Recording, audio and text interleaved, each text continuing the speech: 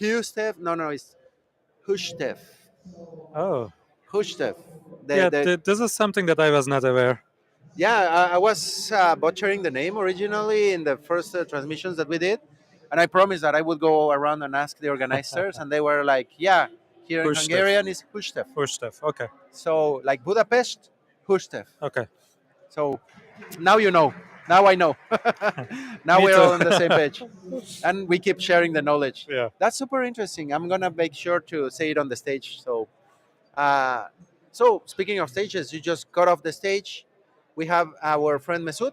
Yes. Okay, I pronounced it right. Correct. Yay, Mesut. Mesut. Yeah. Okay, different accent. Uh, Amigo Mesut, you are one of the presenters in this conference, one of the thought leaders, superstars that are here. Would you mind first introducing yourself to the audience for the Yeah. people that do not know you, who you are, Of what do you course. do, what makes you special? Thanks for the kind words. I wouldn't say myself a superstar, but I'm honored to be I called can like that. tell you are, you are. Thank you. Yeah, my name is Mesut and I'm originally from Turkey. I'm living in Japan for 5 years. And yeah, I just took the stage in the previous 30 minutes. Yeah. And I He's talk right, about some fresh Japanese off. philosophy Really? combined with testing approaches. Yeah, Oh, that explains a lot the title, the Zen of. Zen of testing. Yeah, Yeah, I saw the title. I'm like, it's a cool, but I didn't know that it had also a yeah. background. Really, really nice. And so, aside of being a presenter Mm. from Turkey, living in Japan, you are doing some other cool things right now. If you guys can see it right under here, there are some descriptions of what Mesut is doing right now. Can you share a little bit about that? Yeah, I'm trying to do a community building thing in Japan. So I start doing some meetups for about 2 years right now. And then after we see the potential in Japan to collect a lot of people from different places in Tokyo, in Japan, then we decided to organize an international conference as well. There Oh, are some conferences in Japan, but most of them are local ones, like mostly targeting the Japanese people. yeah. Then we thought, why not a test specific and an international one? Mhm. So this is how I started Tokyo Test Fest. So I think we can say it is the first international conference in Japan. So this will be the second year we will do it. Oh, And we already have people coming from more than 25 countries. oh, wow. Yeah, a lot of different attendees from different places. So this was one of the purpose, right? Collecting people from different backgrounds, from different Cultures as origins well, in cause Japan, and build a community where people share knowledge and experiences. yeah, that's really interesting. I'm sure, like the size of Tokyo and the population there, Yeah. the local communities must be really big. Yes. Local Yeah. conferences and events. But I know that the culture in Japan is a bit different. Can you Do you notice differences from how a conference is Yeah. presented here and how is it presented there? I mean, in terms of culture, of course, I notice lots of differences every day because it's a unique culture. It was, I'm saying it was because it is slightly changing right Yeah. now, but it was too isolated and closed community. But slightly nowadays, Japan is getting a lot of people moving from different places, from US, from European countries, who settled down in Japan right now. So the community is getting more and more international and more open right now. But still, compared to other places, we can say still a little bit isolated because there is the language barrier as well. Hmm. In Japan, English is not that much common as we see in other places. Yeah. So this is a difficulty we have to cope with, and we are trying to find ways to struggle with this. Like in the conference that I'm organizing, Yeah. we are providing a simultaneous interpretation. The what? A simultaneous interpretation. Oh, okay. So Yeah, that's yeah. not a machine translation, but real human interpreters are coming. Even if the talk is in English, the people who speak only Japanese can join and listen in their native languages. That's really cool. Yeah. Because you're generally we're at Budapest, Hungarian Yeah. conference. Everybody speaking English Yes. because it's kind of common here. Yeah. Everybody has it kind of like a Mhm. common second, probably third, fourth language. Mhm. But you're right. In Japan, it's not that many know how to read it, but it's not like the fluency, right? Yes. And it's Yes. great that you're helping to bring international knowledge to Yes. Japan. Exactly. And I'm Yeah. sure that also the Japanese way of doing testing and QA has to be a bit different, right? It is both ways, as you said. And this is the topic, this was the topic of my talk. Like, normally, Japan is a place where lots of quality assurance approaches were initiated. Think about Toyota. Oh That is yeah, one of the locomotives of QA approaches, like Toyota Production System, TPS, now applied in Mercedes factory and all the other manufacturing lines. agile, just in time, the Just in automation time, pyramid, everything that Toyota started. eliminating waste, exactly, those kind of QA initiatives, they were initiated in Japan. So Japan is a perfect place for those kind of QA approaches. So why not distribute this philosophy and idea, right? And why not bring the other domains to Japan? So the idea was breaking the silos between Yeah. communities, bridging the gaps between those isolated groups. In that in the conference, do you have also like international attendees, not only speakers? Yeah, yeah. When I'm saying 25 countries, It's they attendees as are the well. attendees. Yeah, Oh, I thought that the speakers. yeah, yeah. So you are bringing people from all over the world, and Yes. I mean, who doesn't want to visit Tokyo as well? That's a cool side. So now you have a good reason to visit Tokyo. Yeah, yeah. I mean, sign me up. I'll be happy to. I was telling Mesut that we were like not long ago. Oh my God, Oops. there are speakers next to here, so if you hear some noises, that might happen. But yeah, Tokyo, Japan in general is a beautiful country. The Yes. culture, the food. Oh my The God, the food. food. Yeah. I cannot emphasize that enough. But I feel that it is amazing that you are trying to. I mean, and I'm not saying this in an offensive way. It felt like Japan is like another planet in some matters, Yeah, yeah. You're right. some Yeah. ways of seeing Yes. life and doing everything, and that you're trying to making a college of these two Yes. different Yes. ways and perspectives. Yeah.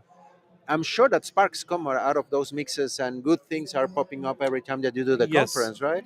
You are right. It is like another planet, and since it is totally new, most of the time it's amazing. Like, you have a unique experience, but of course sometimes it is tough Yeah, yeah. because that's a new word you don't know, and sometimes you have to approach in the correct way, right? And maybe that is not the same as you do before.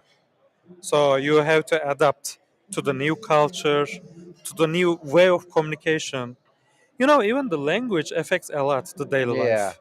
And in Japanese language, there are different levels of communication.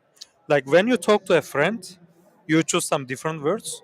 When you talk to a professor or your boss, it is different. When you talk to family, it is different. So all of them are different levels of language.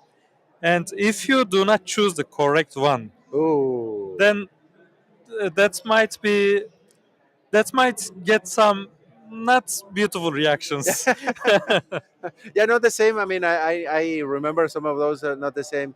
Mesut Chan, or Mesut San, San, or yes. Sama, which is also like you Like, are like when you go to a restaurant, it's sama. uh huh. Because in Japan, this is again a part of the philosophy. Customer is God level. Ah, Sama. Even for God, they call kami-sama. yeah, yeah, yeah. So for the customers as well. When you go to a restaurant, most of the time they don't even call you with your name. That's like Most customer people sama. direct with the last name, right? Last name. It's Right, right. your first name is only for friends and real friends. That's another. Or family.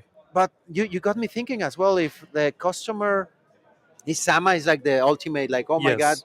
I'm serving you. Yes. That explains a lot why the quality. They must have a big focus on. I Yes. was surprised that. Sorry, everybody, if you hear the music, it's getting loud, but we'll try to endure here. Um, that when we were at restaurants, almost everything is automated. You don't order through a menu anymore. Most of the restaurants have an app, a website. Yeah, You don't even have to download an app. Go to the link, start ordering, pay there, and the food suddenly appears. that's something else. Like you can experience lots of different things. Sometimes it is super technological, Yeah, sometimes super traditional. Like but you sit on the ground, uh-huh. no tables, and there is no technology at all. And they are wearing the Kimono, kimono or yakata, yeah, yakata, yakuta, and it's served with lots of yes, etiquette, and yes, it's as a customer, and I'm gonna do the analogy as an end user. uh huh. You feel the difference, and I was You definitely surprised feel it. because on platforms you feel it as well. In the subway, Yeah. the machines that sell you their tickets, they look kind of old, Mhm. but clockwork, they work perfectly. They I was amazed how efficient. As a customer, as an end user, I felt really good, and I can tell that the people in Japan are making a real big effort Yeah. to land there, right? Yes. So there's a huge effort behind this, and it is not easy to adapt to another place after living in Japan, because you are used to get the best service Yeah. ever, and it is not the same way in some other places. No, and it's interesting because stepping away from restaurants and food, which is Uh-huh. hard for me, but thinking about the the culture of whatever platform you are using, I never felt a website laggy, boogie, that had defects. Like everything worked perfectly fine, and it's cultural, right? You use the Japanese version or the English version? Both. I know the browser translates automatically, but the Japanese. I know as well that there's a different flow in websites. The Yes. design is another story. This is what I was just gonna tell. So I asked this intentionally because I have another talk I give some in some other conferences. It's related to usability, and what I'm explaining is the user expectancies might differ depending on the situation. For example, when you design a website in somewhere, simplicity and minimalism might be the key point, right? But in Japan, that's not the case. They try to put everything in one place. When you open a Japanese page, it's super crowded. Yeah. I'm dazzled. Like whenever I open a Japanese page, I'm lost immediately. I just try to close the page. But for Japanese people, this is the way they feel comfortable. And again, there is a cultural background behind this. Even the language, like they have the kanji alphabet, right? The Yeah. symbol alphabet. So they are used to pick some valuable information from small pieces. This is why even they have a very crowded page. This is how they can comfortably pick the information quickly. That does not work the same for me, but since they start learning kanji in the early ages, this is how they prefer. And there are some other reasons for that. For example, the society is an aging society in Japan. So when you try to put some updates on the web pages, it might bring some frustration. Like you need to scroll through the Why do you move page. the button? I like my button where it was. Yes. And why do you need to open some new menus instead of just having all of them in one place?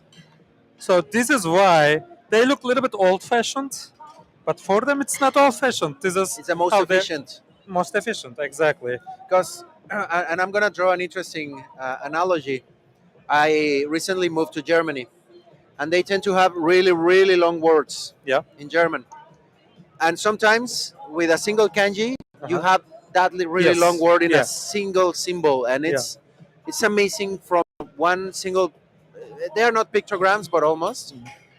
You're transmitting a full idea, and that's why you can have like a I don't know a full paragraph Yeah. in a few elements. I know that the reason this for this is as well because people were not using smartphones Yeah. recently. They were like the flip phones and small screens, and you had to have all the functionality of the modern, awesome, functional website Yeah. in those small Yeah. screens. So this wraps the perspective a lot. Yeah, when you say they do not immediately change their smartphones, this reminds me the longevity, right? Whenever they produce a material or a product, they just maybe lifetime usage. This is the target. Even for the cars, I know lots of people purchase a car and use it for 30 years, 40 years. They don't change it. Because why? It works, right? It just serves to their needs. Then why to change it? Just Why go do with you what they make me have. buy a smartphone to access my bank account and stuff? Like, I was happy going to the bank. Now, to give an example, Yeah, it's a real complaint from my dad. yeah. I don't want to use the phone, and for him it's difficult because usability. He has to take the glasses off and look it from afar, and Yeah. you have to take into account a lot of cultural background when usability For is. example, online shopping, right? Huh? Most people don't prefer it. Like they see this as a social activity, go to market and maybe meet with some other people they know, have a quick conversation, look around. So why just put everything in digital?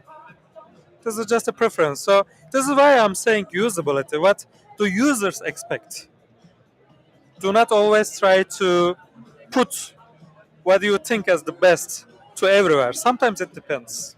I like as well because when you're talking about this, I feel the word that comes to mind is the zen. The I feel good about this side. It's flowing with me. Yeah. The energy, the flow. I mean, it may sound a little bit woo woo or a kumbaya like, but that's the Japanese essence. It's Yes. something that to give another example. I was amazed about the sliding doors, Uh huh. the old wood Yeah. original. So at home, I have a few sliding doors, like the bathroom ones, and the thing always gets stuck. It's ta ta ta ta ta. You Mm. cannot move it, and you have to fight with it. In Japan, with one finger, wood, real wood. There was no rail. Somehow, they polish it and do it so perfectly Yeah. that. And this usability is something that they are. I'm not gonna say obsessed about it, but it's so ingrained in the culture that for their ways, it's so usable, so efficient. What made you kind of start tackle those perspectives, like getting to usability? Uh huh. Was the experience in Japan?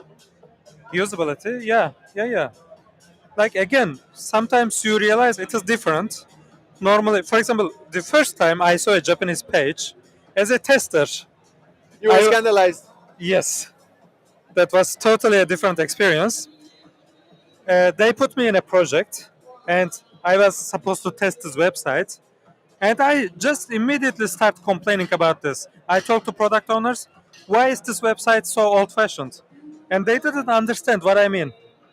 They said, what do you mean by What do you mean? This old-fashioned? is the top-notch, most modern thing that we have. I mean, they didn't say it's top notch, but they said, what do you mean? Like, everyone is happy by using this.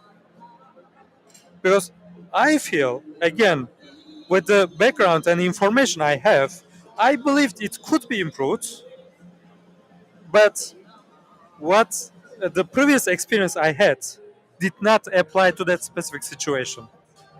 So this is the Totally. usability because over there the user profile is different. Yeah, that as well.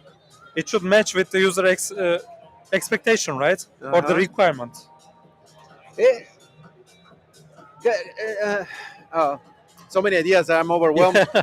No, because even here, I notice culturally Yeah. there are so many differences. Coming here to the Hungarian community and saying hi to women. I come from Latin America. To women, like, hey, hello, one kiss, Yeah. how are you? But here there are two. I was like, oh, In Turkey there are three. that's the Sometimes, custom here, yeah. sometimes two, sometimes three. So and in Japan, In Japan, of course, there is no none kiss, at there is all. no touch. Exactly. Even with family, Yeah, no touch. Just welcome, okay, continue. the Yeah, bowing a lot, bowing and then and if you don't do that, also rude. Yes. And so some of those cultural differences, believe it or not, permeate into software, into the quality and usability that you have to take into account. And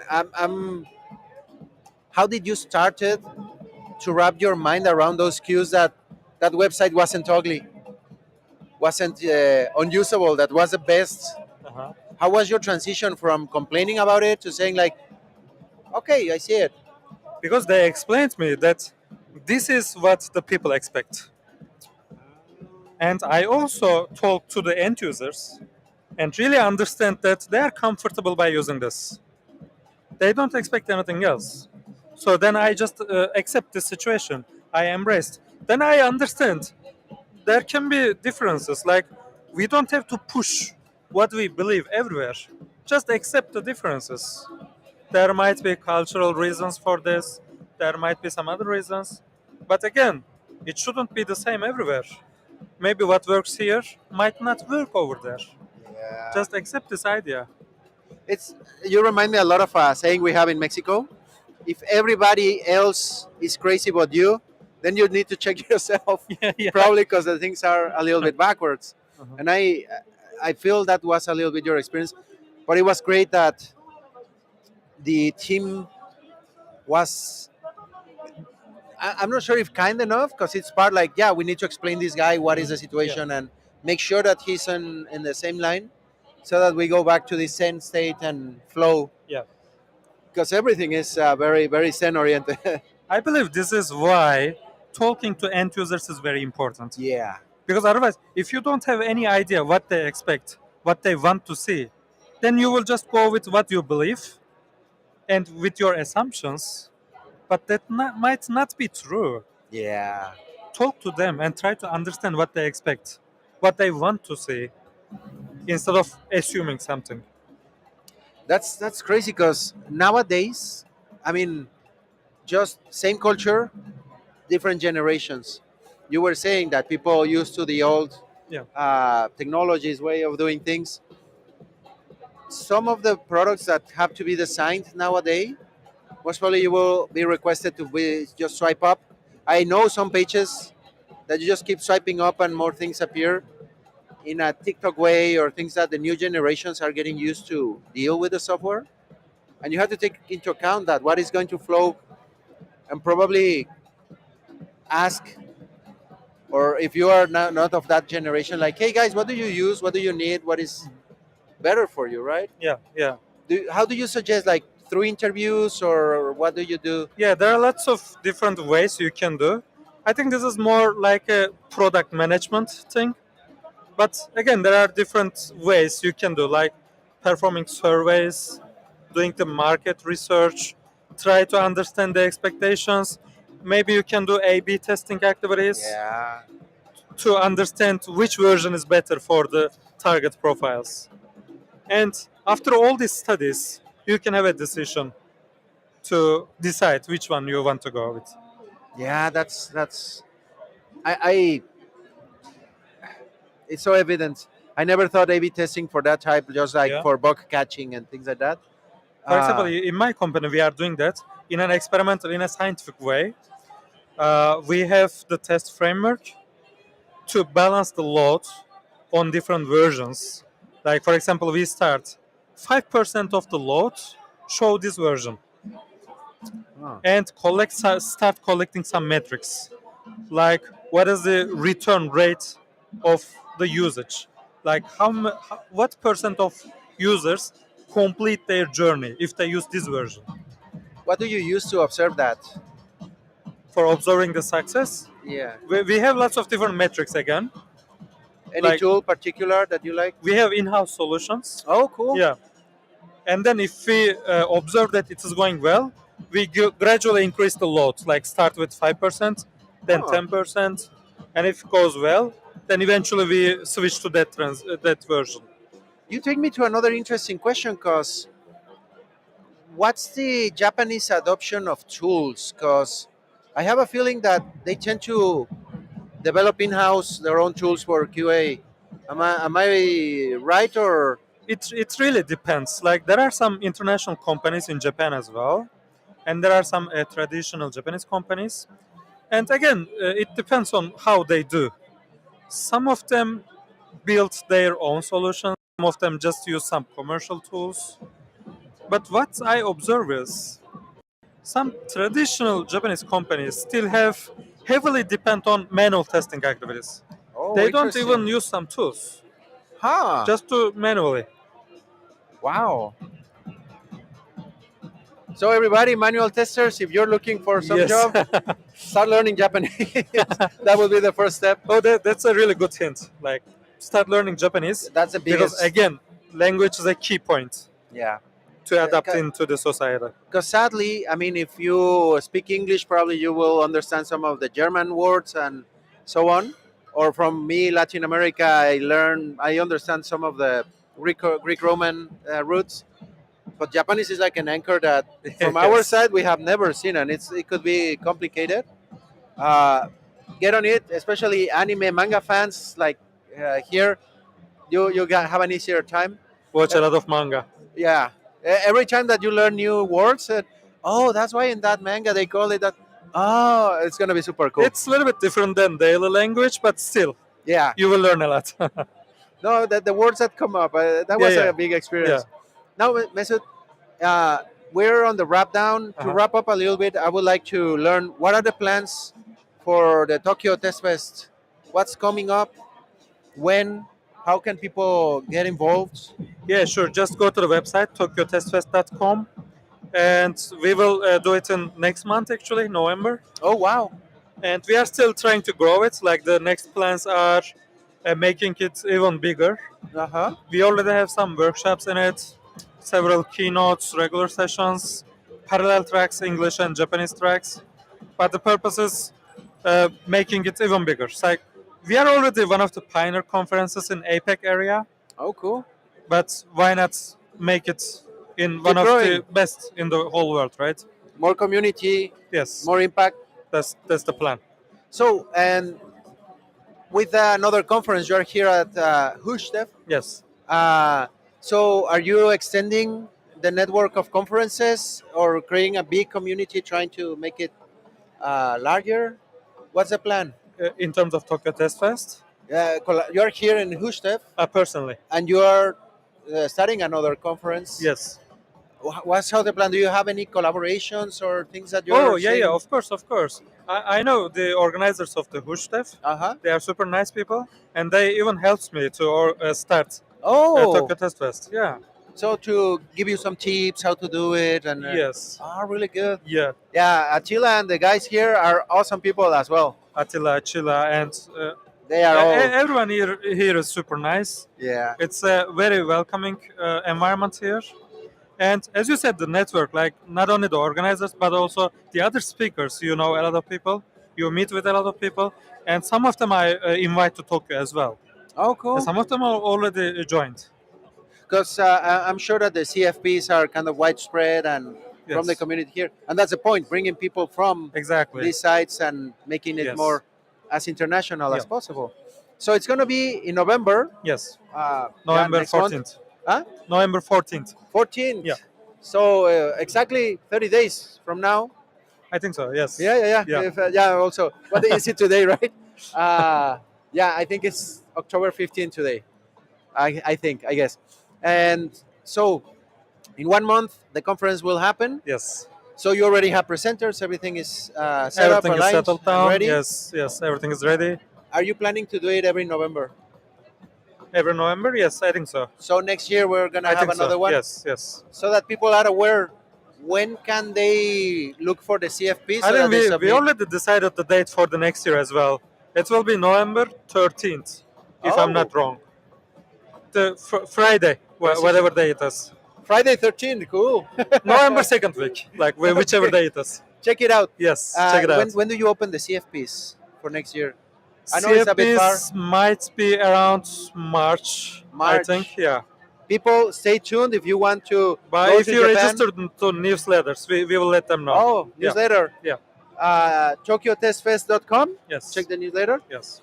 And now to close it up, if people want to get in touch with you, find more about the conference, sponsors maybe Yeah. even, Yeah. Where can they get in touch with you? I'm very active on LinkedIn, Okay. so they can easily connect with me. Mesut Durukal, just find my name.